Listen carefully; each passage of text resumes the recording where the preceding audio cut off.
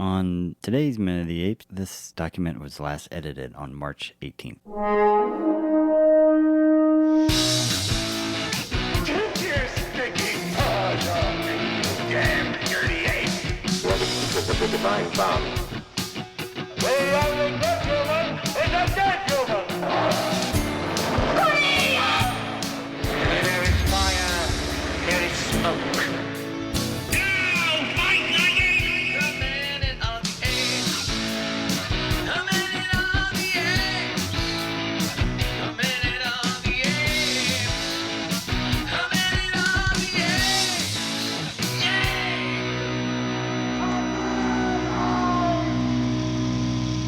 Hello and welcome to Minute of the Apes, the daily podcast where we break down every minute of the Planet of the Apes movies, 1 minute at a time. I'm Todd, and like Sean's notes, it's been about since March 18th since I said that intro, and I made it through on the first time. So, hi boys. Hey. Hey, does this earphone set make it look like I've got a headband on? A little bit. Holding my hair back. Richard with his flowing coif of hair. But I mean, yeah, does it look like that? Yeah, he does. Okay, yeah. Hi Richard, how are you? This is my best Daphne from Scooby-Doo. So, Hey, how's it going? Hey, it is. It is what it is. We keep having challenges to get this one going. You know, it seems like the past few movies, whether it be life, then COVID, then whatnot, it's just been hard to get the three of us in a room. And I'm a little insistent now that we start recording on microphones again that we never go back to Google Meet and all that because, God, I hate the audio. I mean, if you didn't want to just spend so much time with your kid that you love, I don't understand what that's about. Man. You got a podcast to do. Well, she's only home for 7 more weeks. So after that, I'll be sad and lonely again and I can come down and hang out with y'all. How's Empty Nest going? Empty nest is it's a real thing. Yeah. It's when you're especially like I've said it 1,000 times, we're that couple that got lucky and had a kid when we decided to and could never do it again, and we got real used to it. We get the three of us get along great. Now with her gone, it's weird, but we still talk to her daily, and now the funny thing is now that she's home for summer, she doesn't want to hang out with us. She went to hang out with her cousins last night. She came up. She said, "Hey, bestie, I promise I'll watch TV with you tonight." And then she goes out with her cousins. I'm like, Welcome to her becoming an adult. Yeah, but she's a great kid. So, what's going on with you guys? Let's catch up super quick. Sean, Nothing. there's no new toys on the wall that I see. Well, Are there are little tiny things all over the place. You wouldn't notice because there's so much already up there. Sean had like I do. I've never seen Richard if you have this, but Sean and I both have shelving systems in our boy rooms that have junk all over them. Do you have anything like this? Well, I mean, we have a You have a whole store like this. I have a whole store like this. We have Well, I two would say bedroom. before we have Chris- a 2-bedroom house, and the second bedroom is actually Chris's office. Before Chris turned it into his office, that kind of was a little bit of It had a a where you little bit of kept your stuff in there. Yeah, But I mean, he's got his stuff in there now. Right. He's got his workspace band and his posters and his ring light. the AOC poster behind him. Yeah, stuff like that. So when he zooms his office stuff, there's she's behind, prominently featured behind him is his subtle, political statement. AOC is the one woman that I can proudly say I would crush over, not only because she's a beautiful woman, because I want to hear her talk. I'd be like, oh God, she just enthralls me. She's an amazing woman. I do like a well thought, well spoken, Articulate. I do too. Even if you're on the opposing side of the fence, if you can articulate your thoughts and not just use anger, then okay, talk to me. Explain it to me exactly. Yeah. I think she's a very, very intelligent for somebody who just was waiting tables and just decided to run for office. Yeah. Pretty amazing, Yeah. But we're also all our own armchair politicians too. I'm sure. Of course. I'm sure there's plenty of other people who wait tables that have just as strong political opinions and thoughts and understand the system as much. One day we'll be able to say Richard did a podcast with us and ran a comic book store before he was a senator. And No, there already is a senator, Richard Neal. I'm not sure that I can become Really? one. Yeah.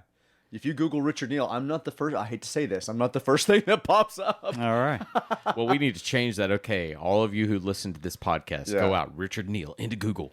Search it out so he can go up into the search returns. All All right. right. So Is that it? We're going to talk apes now? let's talk apes. Let's talk apes. Yes. Well, real quick, I can I divulge something you said to me I in don't the know. pre-moments? Can you? Sure. God, I'm back with him again, and I'm looking at you, and all I want to do is just slap him. But Richard said to me, Is it that we're all busy, or that we're all a little on this movie? Not so motivated to continue. I know. It's like pulling off a Band-Aid. The longer we wait, the worse it's going to be. It is, and I agree with that. We've got to soldier through, but Richard had been, and I say this almost using your own words, Use my words, yeah. an apologist towards this film to an extent. Yes. As we would talk and say, God, I don't want to tackle that film. It's not that bad. But now, and this is honestly, I thought about you last night. I said this to you while we were talking. I came home after helping my wife do a lot of shopping during the day. It was all her day, taking care of things. And I said, I've got to go do my Minute of the Apes notes, because you and I do them the night before or something like that. So they're fresh of our mind. Sean doesn't. He does it different. But I ran home and I was like, this is going to take forever. And as I got through them in no time, I thought, this movie has nothing going on. No. And then I thought, oh, Richard, you still going to apologize about this movie? Are you still going to do it? Why don't we get a little deeper? Let's get a little deeper into the film. Okay, I agree with that. Look, this is only 11 to 15 minutes this week, so we're just starting. We're only 10 However, minutes. I already got some things I'm like, yeah. So Sean, I turn to you. Tell us what's going on. Minute 11. All right. We start minute 11 with Anne Ramsey pondering if Pericles is gone, and ends with Delta Pod's hatch sealing. All right, here comes minute 11. Tim Burton's Planet of the Apes.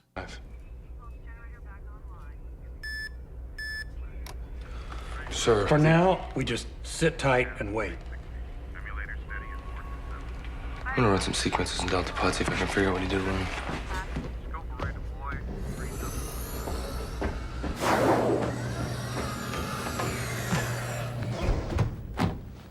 The signal is breaking up. Stay on him. He must be panicking. No, he'll do what he's trained to do. Return to the Oberon. He's off vector. I can't hold him. Okay, that's it. We lost him. Wanna send up another chimp? No, it's too dangerous. I'm not wasting another pod. Shut down launch operations.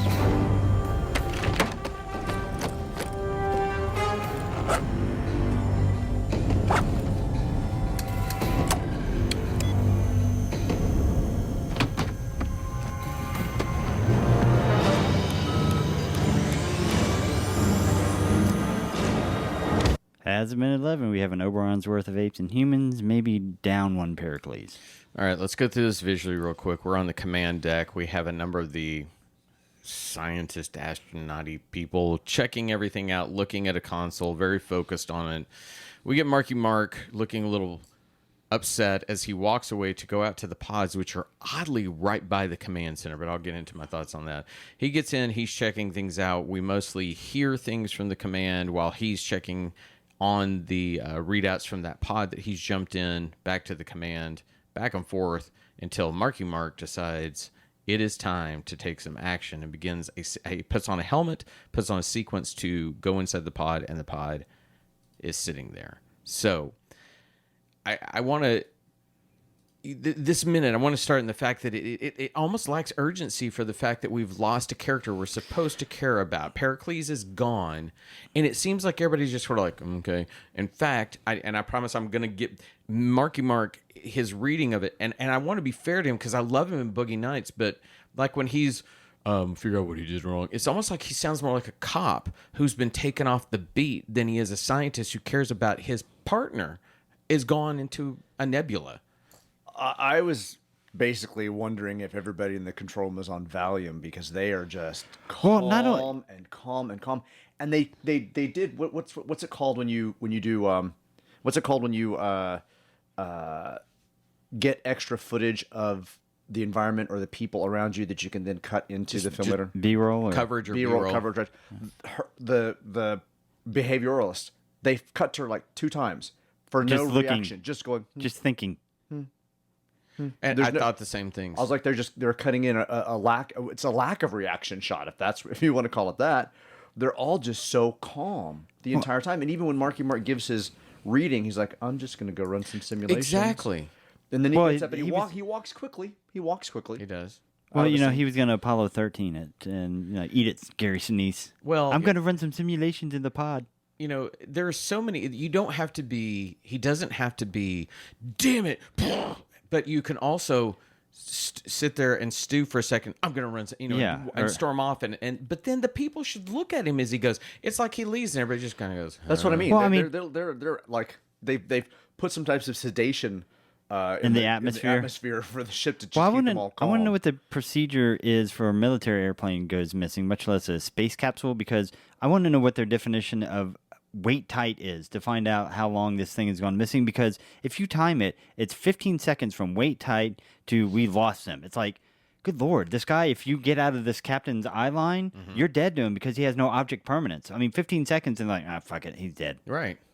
I was on the way down here. I was listening to the Directors Guild of America has a podcast where they interview famous directors. Barry Jenkins, who I'm a film nerd. There is no question because I want to learn everything I can about it. But Barry Jenkins, who Academy Award winning director Moonlight, he was on there talking about his series that's on Amazon, The Underground Railroad. But he was talking about that one of his films I've not seen. He said, I purposely constructed the first 20 minutes to be almost chaotic so that when it stopped and I went to this one shot, the entire movie would slow down. He said, I wanted it to feel like somebody slammed brakes on.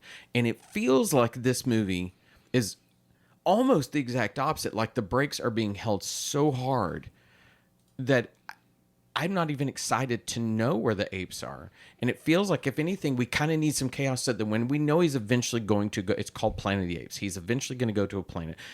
At that point, think about the original one. We had Charlton Heston pontificating in there. We see the star farts. At least that, though, is a way to experience it so that then when the chaos ensues, that they crash land and alarms are going off, everything, we have a moment. This is so flat. I don't care. Flat is a good way to describe it. It really just, there's no emotion, no excitement. But there are a lot of switches being flipped. Yes. Oh my Up goodness. and down, and switches and levers between legs. And I was going to bring that up in a future minute on one of the ones later on this week, but it's just, yeah. So he walks out of the room, he gets into the pod, he starts pressing some stuff. They're like, don't panic, he'll do what he's meant to do. Okay, we lost him.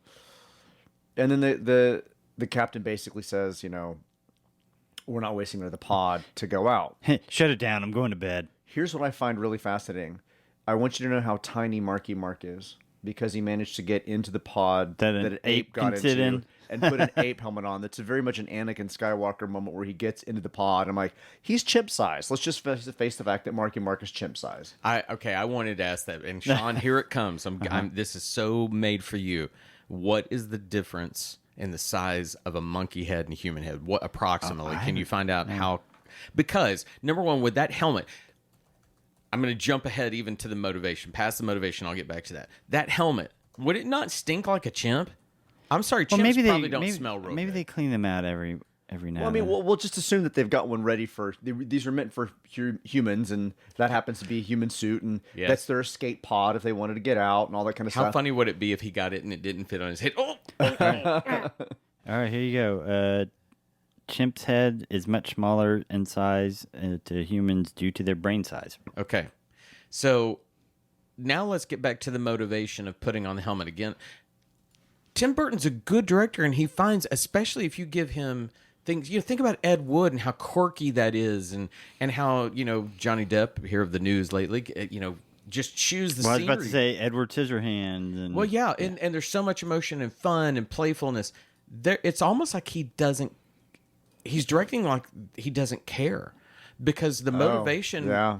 when it comes to putting on the helmet. So I was just watching it. The caption area right there, when it cuts to him, is shut down launch operations, and we see him blink a couple of times, and his eyes kind of register around before he takes off the ear set and simply turns and gets the helmet.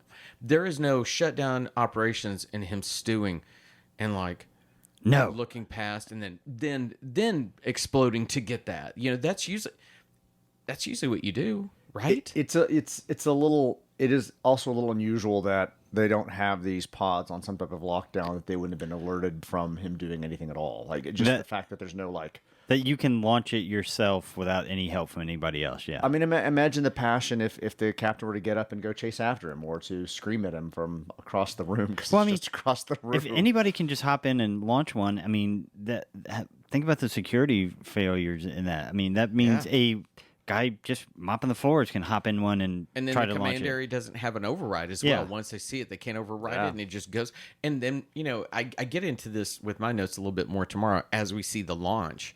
But it just even seems very lazy, the approach to eventually the pod moving away and nobody cares. So already it's like the not caring is going to carry over. It's just... Can we talk about... You were talking about the helmet earlier. I don't know. Can we? Are we allowed... Yes.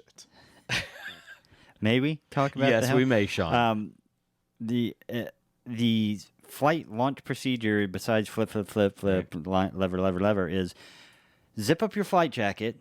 Yeah. Put on a helmet that's not airtight sealed, so that's purely to protect your head just from injury, not to keep oxygen in there, and have no gloves on. So there is like no seal whatsoever. So if there is a breach in space, he's dead. That's it.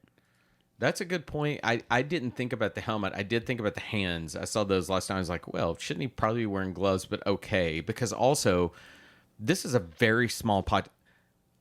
Space is really fucking cold. And that's a big old window on there. Yeah.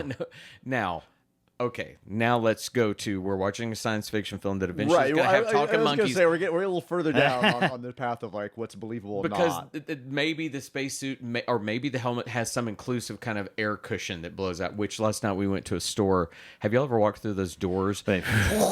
Shelly was pissed. Why?